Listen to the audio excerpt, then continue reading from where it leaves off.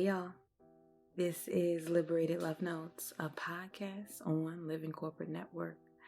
I am your host, Brittany Janay, creator of Liberated Love Notes, critical self-reflections and affirmations for the culture. Y'all already know Liberated Love Notes podcast is your source for weekly doses of reflections, affirmations, and reimaginings for us by us. Before I get into today's episode, want to just share a few housekeeping church announcements, maybe 11 reminders. If we are not already connected on social media somewhere, and so on Instagram, that is at Brittany Janay _ and at Liberated Love Notes. On Twitter, that is at Brittany Janay. I ain't got a Liberated Love Notes Twitter yet. And then certainly I'm on, in these LinkedIn streets as Brittany Janay Harris. Do me a favor, go ahead and hit the follow, hit the add button.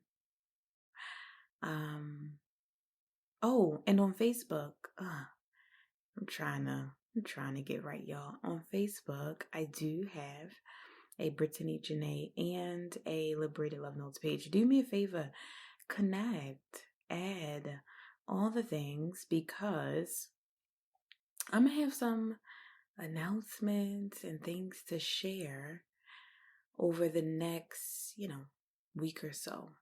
And so do me that favor, go ahead and connect on social media. Also, hit me up on the site, brittanyjanay.com. There is a way for you to subscribe to my newsletter. Do that for me. Show love in that way, because I got some stuff I want to share, and I want you to be in on the loop. Those are my church announcements, y'all. All right. So I was literally resting. Talk about the beauty of rest. Literally laying in my bed.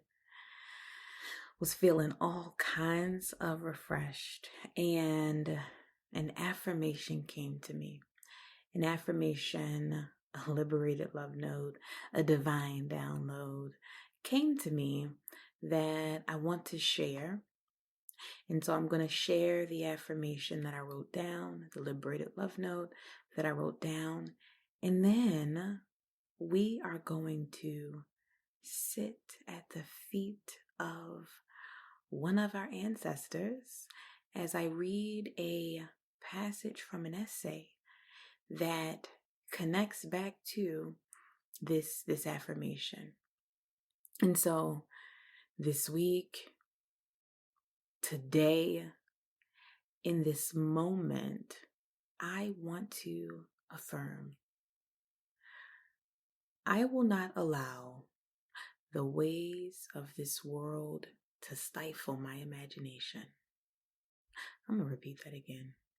I will not allow the ways of this world to stifle my imagination.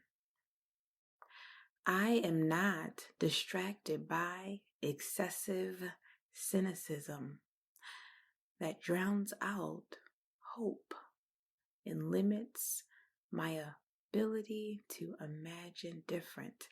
I am not distracted by excessive cynicism that drowns out hope and limits my ability to imagine different.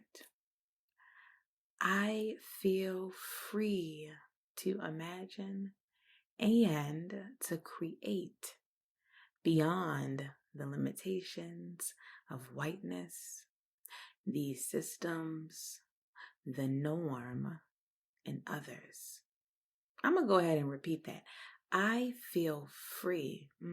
I feel free to imagine and to create beyond the limitations of whiteness, the systems, the norm, and others. I am divinely gifted. Brilliance is within me. I am intentional about finding places, spaces, and people who are fertile ground for the seeds I strive to plant. I want to affirm that one again. I am intentional about finding places, spaces, and people who are fertile ground for the seeds I strive to plant. My ideas will flourish, will bloom. I will not allow the ways of this world to stifle my imagination. Literally, y'all. Talk about a divine download, a timely affirmation, something like a Liberated Love Note. Literally, this came to me as I was laying in my bed. Laying in my bed. I'm telling you, Trisha Hersey, y'all, also known as the Nat Bishop, is on to something. And so I want to share that affirmation and wanted to share that affirmation with y'all. And also invite us to honor one of our ancestors who shared something similar in one of her essays that I go back to just over and over again. The essay is entitled Poetry is Not a Luxury, and it's written by Audre Lorde, self-described Black lesbian poet. I'm going to read a passage from Poetry is Not a Luxury. There is a lot going on in our world. Broadly, there's a lot going on in the country that is the United States. There is a lot going on in our personal, spaces and homes and families. Sometimes self-care for me looks like restorative reads, sitting at the feet of our ancestors, reflecting on the genius and wisdom and words that they put out into the world in space, even as we strive to continue to be, their wildest dream. And so I'm going to go ahead and read for y'all, and we'll just invite you to listen, reflect, make note of whatever comes up for you. I'm going to read this and then I'm going to revisit our affirmation. And then we just going to be. The essay is entitled Poetry is Not a Luxury. She writes, the quality of light by which we scrutinize our lives has direct bearing upon the product which we live and upon the changes which we hope to bring about through those lives. It is within this light that we form those ideas by which we pursue our magic and make it realized. This is poetry as illumination, for it is through poetry that we give name to those ideas which are, until the poem, nameless and formless, about to be birthed, but already felt. That distillation of experience from which true poetry springs, births thought, as dream births concept, as feeling births ideas, as knowledge births precedes understanding. as we learn to bear the intimacy of scrutiny and to flourish within it, as we learn to use the products of that scrutiny for power within our living, those fears which rule our lives and form our silences begin to lose their control over us. For each of us as women, there is a dark place within where hidden and growing our true spirit rises, beautiful and tough as chestnut, stanchions against your nightmare of weakness and of impotence. These places of possibility within ourselves are dark because they are ancient and hidden. They have survived and grown strong through that darkness. Within these deep places, each one of us holds an incredible reserve of creativity and power, of unexamined and unrecorded emotion and feeling. The woman's place of power within each of us is neither white nor surface. It is dark, it is ancient, and it is deep. When we view living in the European mode only as a problem to be solved, we rely solely upon our ideas to make us free. For these were what the white fathers told us were precious. But as we come more into touch with our own ancient, non-European consciousness of living as a situation to be experienced and interacted with, we learn more and more to cherish our feelings and to respect those hidden sources of our power from where true knowledge and therefore lasting action comes. At this point in time, I believe that women carry within ourselves the possibility for fusion of these two approaches so necessary for survival. And we come closest to this combination in our poetry. I speak here of poetry as a revelatory distillation of experience, not the sterile wordplay that too often the white fathers distorted the word poetry to mean in order to cover a desperate wish for imagination without insight. For women, then, poetry is not a luxury. It is a vital necessity of our existence.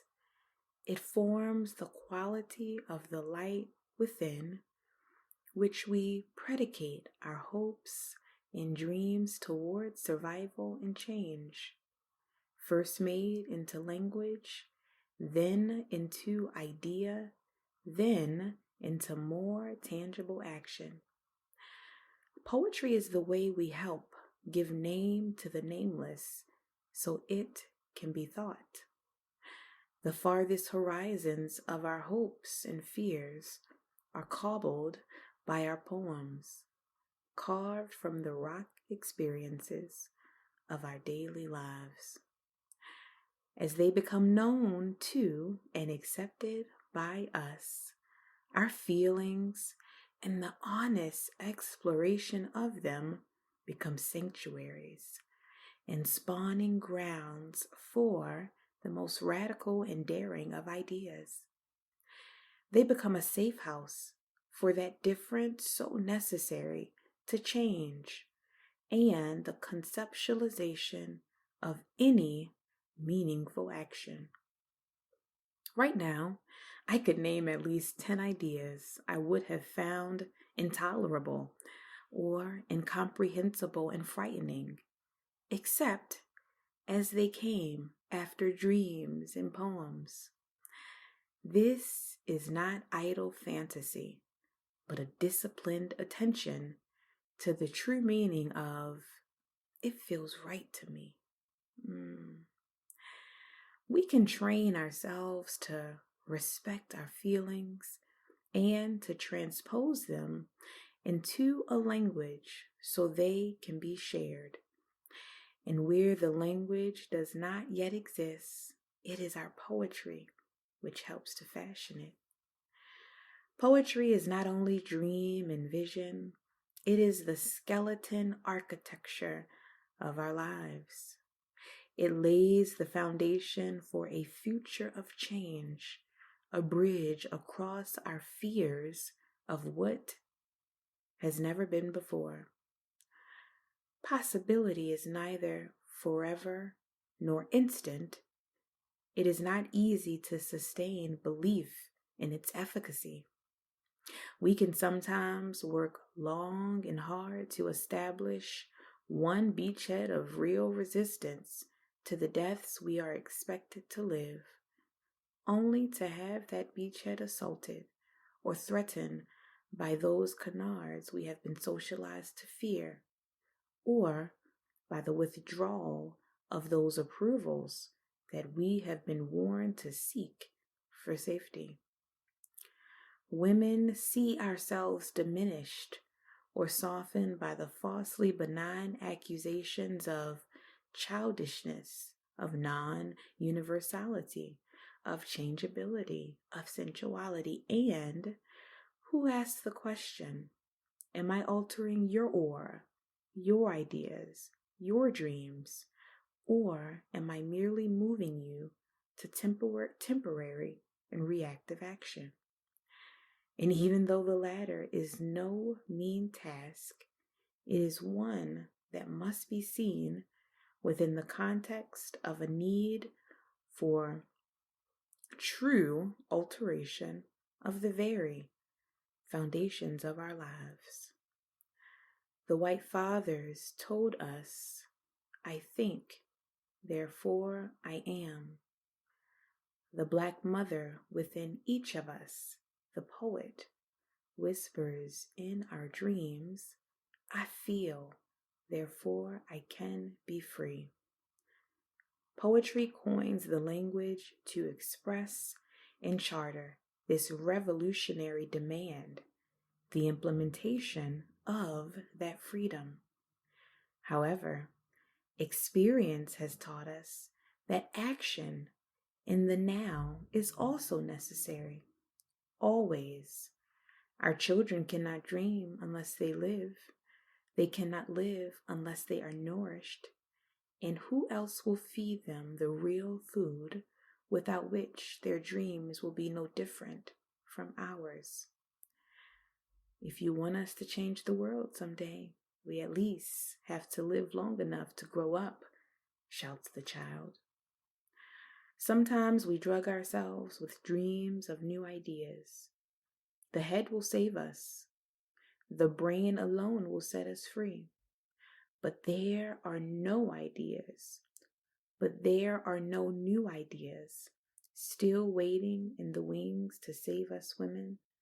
As human, there are only old and forgotten ones, new combinations, extrapolations, and recognitions from within ourselves, along with the renewed courage to try them out. And we must constantly encourage ourselves and each other to attempt the heretical actions that our dreams imply, and so many of our old ideas disparage. In the forefront of our move toward change, there is only poetry to hint at possibility made real. Our poems formulate the implications of ourselves, what we feel within and dare make real or bring action into accordance with our fears, our hopes, our most cherished terrors. For within living structures defined by profit, by linear power, by institutional dehumanization, our feelings were not meant to survive. Kept around as unavoidable adjuncts or pleasant pastimes, feelings were expected to kneel to thought, as women were expected to kneel to men.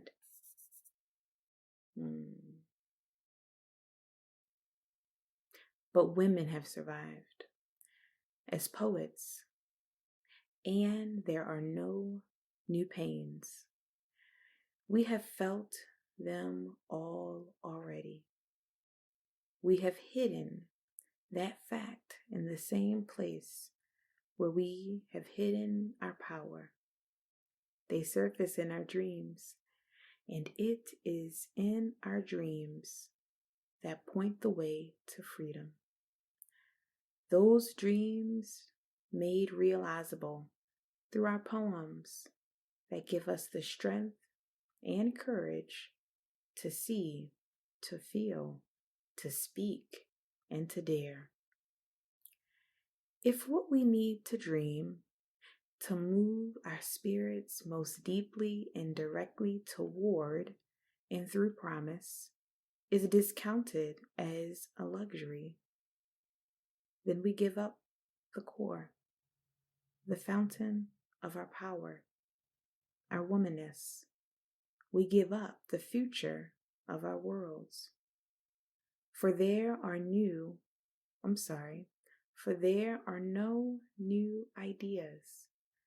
There are only new ways of making them felt, of examining what those ideals feel like being lived on Sunday morning at 7 a.m., after brunch, during wild love, making war, giving birth, mourning our dead, while we suffer the old longings, battle the old warnings, and fears of being silent and impotent and alone, while we taste new possibilities and strengths. Poetry is not a luxury. Written by our ancestor, Audre Lorde, 1977.